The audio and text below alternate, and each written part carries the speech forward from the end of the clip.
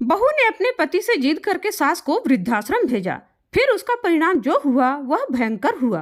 आज सुबह सुबह गीता देवी मंदिर जाने के लिए तैयार हो गई थी। वह रोज नियम से मंदिर जाती थी।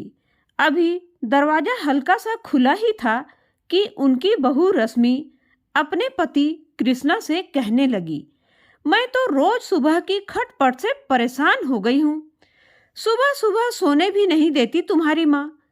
खुद तो नहा धोकर मंदिर के लिए निकल जाती हैं और मैं दिन भर ही सारा काम करने में लगी रहती हूँ।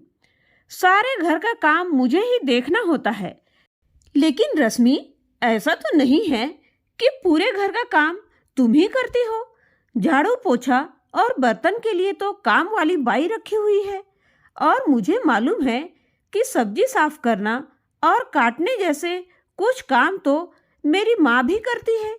लेकिन तुम हो कि सुबह सुबह चिल्लाना शुरू कर देती हो। अजी, झाड़ू पोछा और बर्तन के अलावा भी बहुत सारा काम होता है घर में। तुम्हारी माँ तो मंदिर में 2 घंटे लगाकर आती है। इतने तक तो मैं सारा काम निपटा चुकी होती हूँ। मुझे तो एक बात समझ नहीं आती, जब इनका घर में दिल लगता ही नहीं है तो तुम इन्हें किसी वृद्धाश्रम में क्यों नहीं छोड़ाते? वहाँ इन्हें इनकी उम्र की सहेलियाँ भी मिल जाएंगी। रश्मि, मैं तुमसे कितनी बार कह चुका हूँ, मेरी माँ के बारे में ऐसी बातें मत किया करो। मुझे तो समझ नहीं आता कि मैं तुमसे बात करके सिर खपाई क्यों कर रहा हूँ।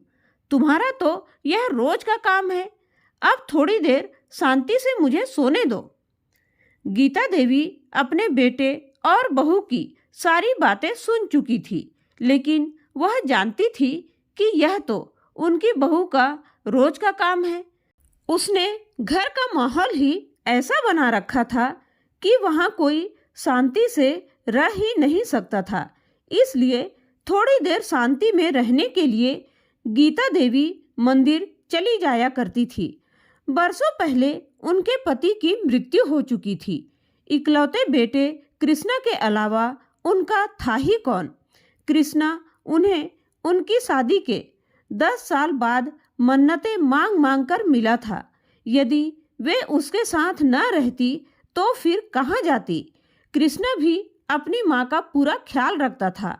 कृष्णा और रश्मि का एक बेटा है पिंटू, जिसे अपनी दादी माँ का साथ बहुत अच्छा लगता था। लेकिन कृष्णा की पत्नी रश्मि को अपनी सासू माँ फूटी आँख नहीं सुहाती थी। जब भी गीता देवी अपने पोते के साथ हंसती बतियाती तो बहू की घूरती नजरें उनकी हंसी को वहीं दबा देती और वे सहम कर रह जाती। पिंटू अपनी दादी से इतना अधिक प्यार करता था कि एक पल भी वह उनके बिना बिताना नहीं चाहता था। यही बात रश्मि को अच्छी नहीं लगती थी। कृष्णा जब भी शाम को दफ्तर से लौटकर आता तो अक्सर उसके सामने एक ही रट लगाए रखती कि मैं तो तुम्हारी माँ का काम करते करते थक चुकी हूँ। तुम्हारी माँ तो दिन भर पड़े पड़े खांसती रहती है। अब मुझे इनसे छुटकारा चाहिए। गीता देवी की हमेशा यही कोशिश रहती कि उनकी बहू पर काम का बोझ कम से कम रहे। तबीयत ठीक रही तो बहू के साथ उसके काम में हाथ बटा दिया करती थी। जब भी काम वाली बाई छुट्टी पर रहती तो बिना देर किए बर्तन भी साफ कर दिया करती थी। लेकिन बहू पर तो जैसे उन्हें वृद्धाश्रम भेजने का भूत सवार हो गया था, जिस कारण घर में हमेशा कलह का वातावरण रहता था। पर कृष्णा यह बात मानने को बिल्कुल तैयार नहीं था। इसी प्रकार काफी समय बीत गया।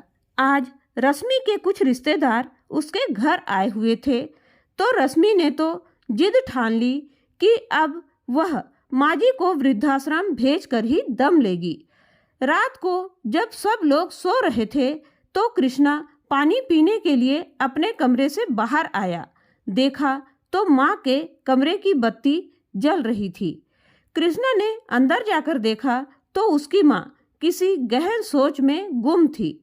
कृष्णा ने अपनी माँ के पास जाकर उनकी गोद में सर रखकर लेट गया और पूछा, क्या हुआ माँ, कोई परेशानी है क्या? बेटा, मैं सोच रही थी कि केवल मेरी वजह से तुम दोनों में रोज क्लेश होता रहता है। घर का वातावरण बोझिल हो चुका है। बेटा, मैं तो अपनी जिंदगी जी चुकी हूँ। अब मेरी केवल एक ही इच्छा है कि तुम सब हंसी खुशी से रहो। इसलिए मैं चाहती हूँ कि तुम मुझे वृद्धाश्रम में ही छोड़ आओ। लेकिन माँ, मैं जीते जी आपको अपने से अलग कैसे कर सकता हूँ? मुझे तो आप मेरी जान से भी ज़्यादा प्यारी हो। आज मैं जो कुछ भी हूँ केवल आपके ही परिश्रम का फल है। मैं आपके कर्ज से कभी मुक्त नहीं हो सकता माँ। लेकिन बेटा, इस घर का कलह भरा वातावरण मुझे रास नहीं आ रहा। मैं केवल कुछ समय के लिए वहाँ जाना चाहती हूँ। जब सब ठीक हो जाएगा तो मुझे वापस ले आना।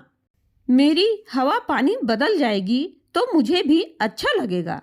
और आजकल तो वृद्धाश्रमों में भी अच्छी सुविधाएं दी जाती है। मुझे भी वहाँ अपनी उम्र के लोग मिल जाएंगे तो मेरा भी दिल लगा रहेगा। तुम लोगों को जब भी मेरी याद आए तो मुझसे मिलने आ जाना। कृष्णा अपनी माँ की बात सुनते हुए लगातार उनके चेहरे की तरफ देख रहा था।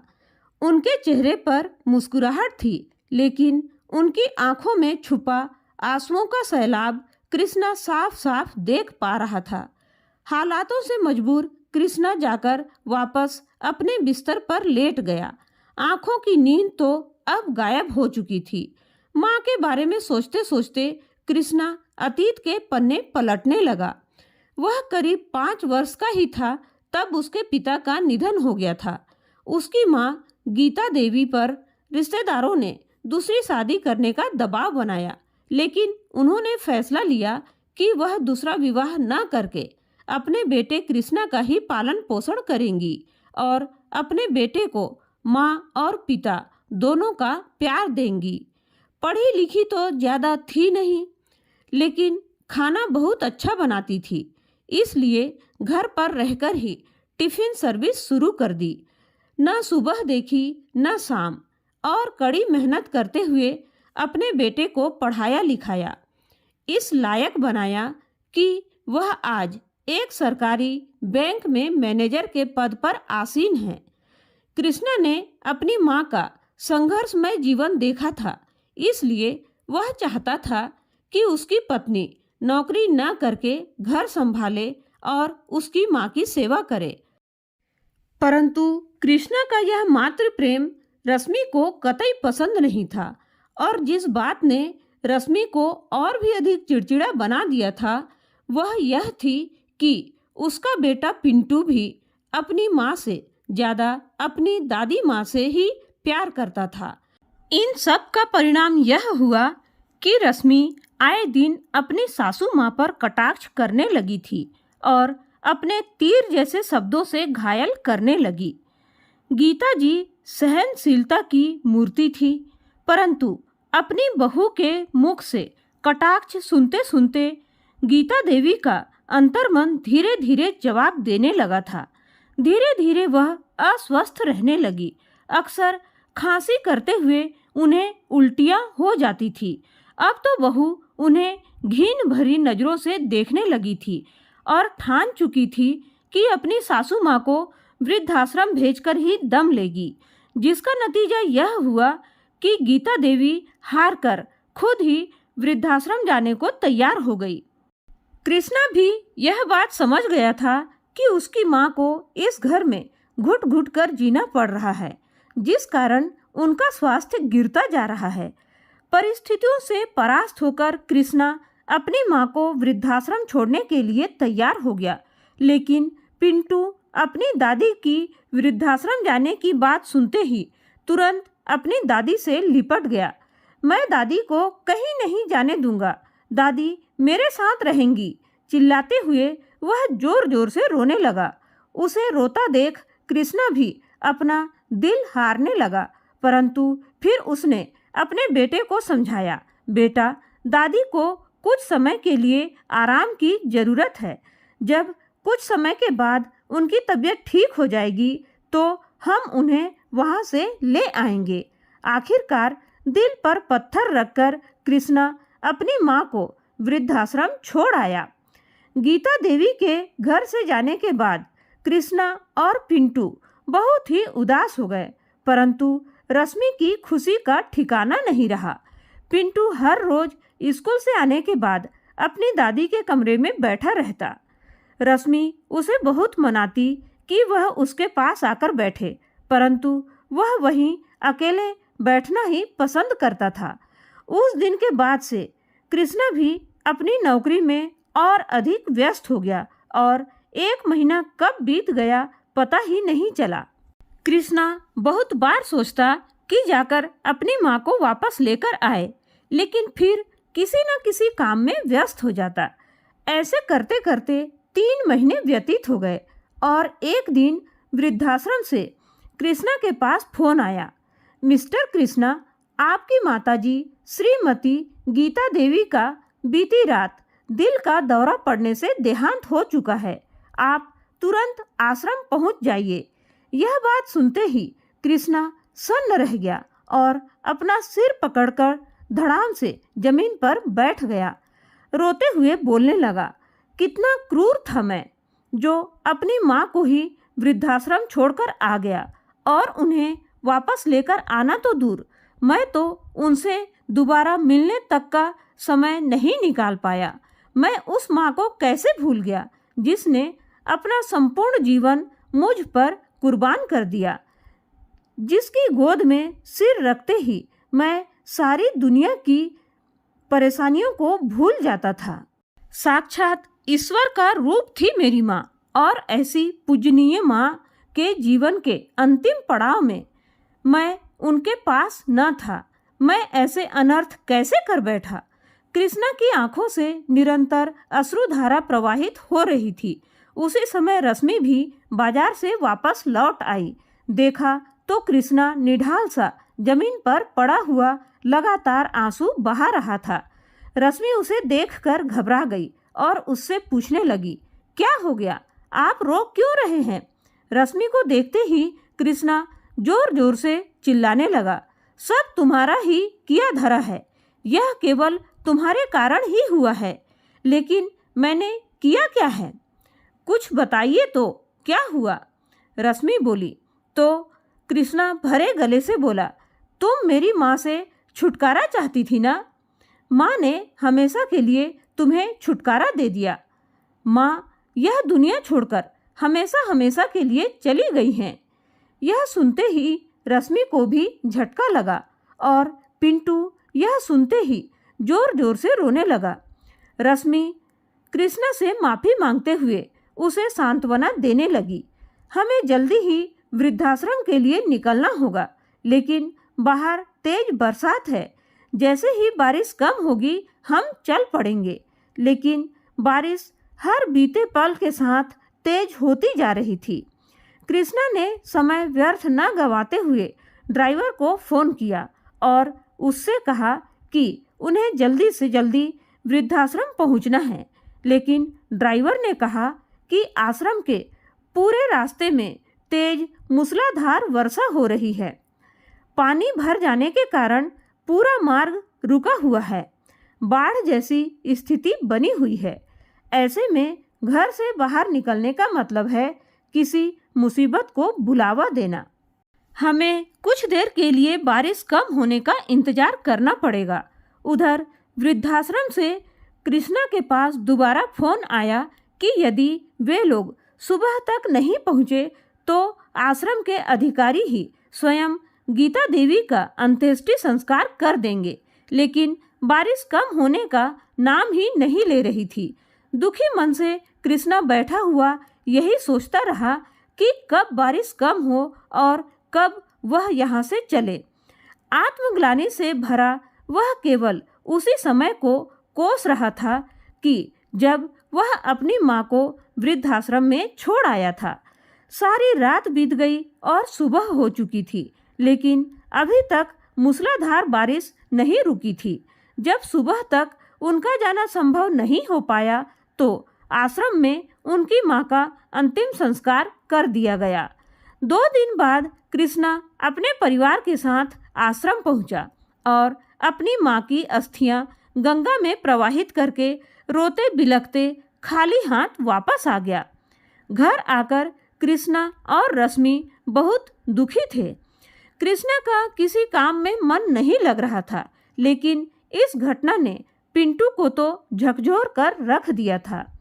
उसका बचपन जैसे कहीं गुम सा हो गया था।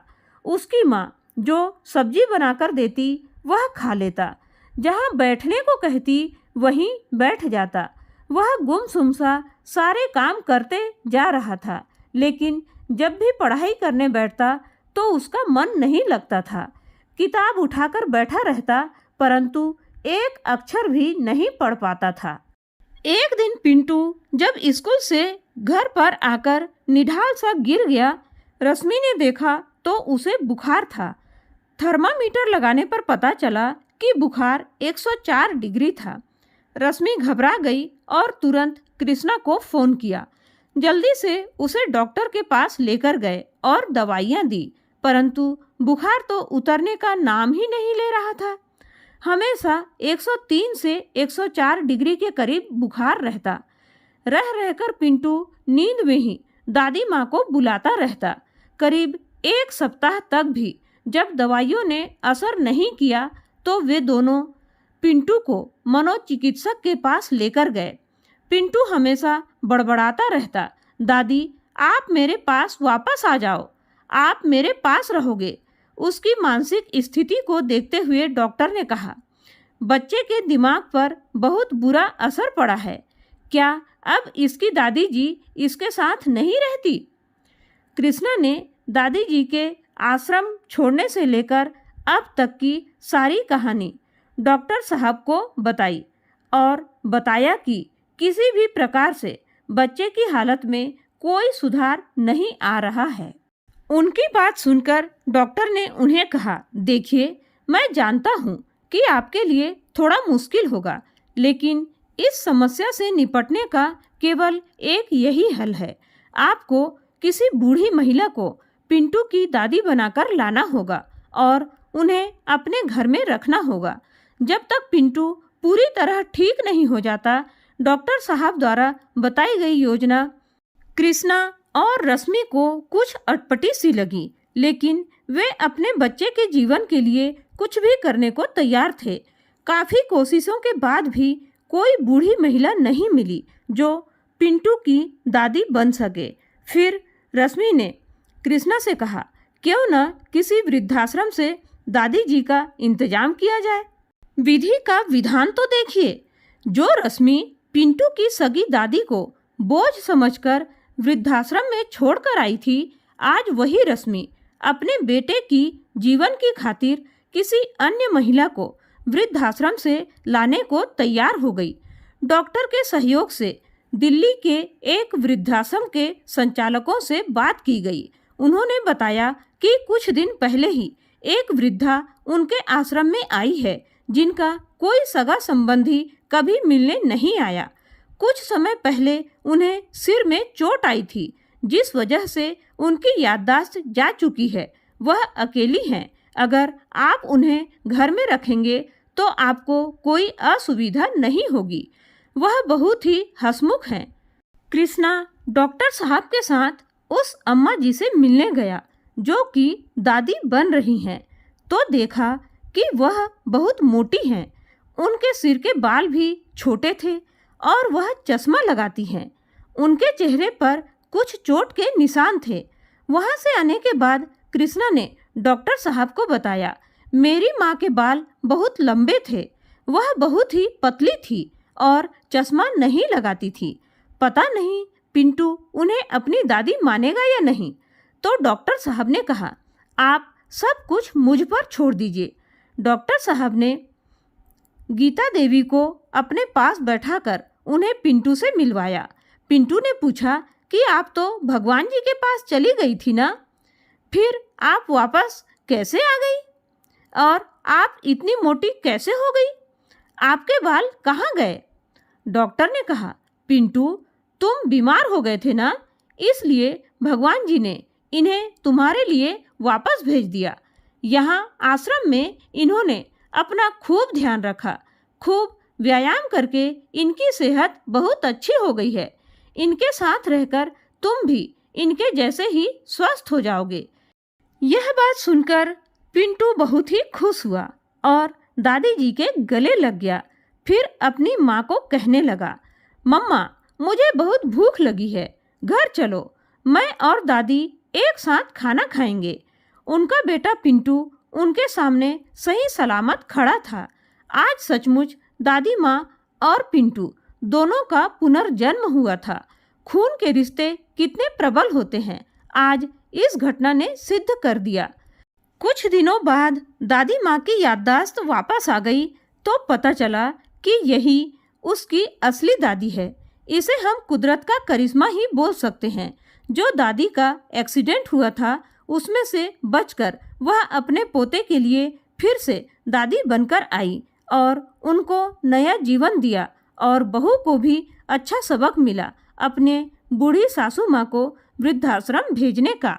दरअसल हुआ यूं था कि दादी को पिंटू की बहुत याद आ रही थी और वे एक रात नींद में ही सपने में उठी और वृद्धाश्रम का गेट खोलकर पिंटू से मिलने जाने लगी। अचानक तेज रफ्तार ट्रक ने गीता देवी को टक्कर मार दिया। एनजीओ वाले ने गीता देवी को एक वृद्धाश्रम में भर्ती कर दिया। गीता देवी तब से वहीं रहने लगी थी और संयोग से ही पिंटू के पास वापस आ गई। चूँकि गीता देवी को चोटें आई थी इसलिए इलाज के दौरान उनके बाल भी काट दिए गए थे और अच्छी देखभाल और अच्छा खाना मिलने के कारण वह थोड़ी मोटी भी हो गई थी। जब उनकी याददाश्त वापस आ गई तब पिंटू से मिलकर वे बहुत ही ज़्यादा खुश हो गई और मन ही मन भगवान को धन्यवाद दिया और उनका विश्वास भगवान पर और अधिक बढ़ गया कि निस्वार्थ प्रेम कभी मरता नहीं। इसलिए भगवान ने हम दोनों दादी पोता को फिर से मिलवा दिया। तो दोस्तों, हमें इस बात को कभी नहीं भूलना चाहिए कि आज हम जवान हैं तो कल बूढ़े जरूर होंगे। यह अटल सत्य है। आज हम बहू हैं तो कल हम भी सास बनेंगे। इसलिए अगर हम अपनी सास के साथ अच्छा व्यवहार करेंगे तो हमारी बहू भी हमारे साथ अच्छा व्यवहार करेगी, क्योंकि कहा जाता है जो बोएगा वही काटेगा, कर्म फल जरूर मिलकर ही रहेगा।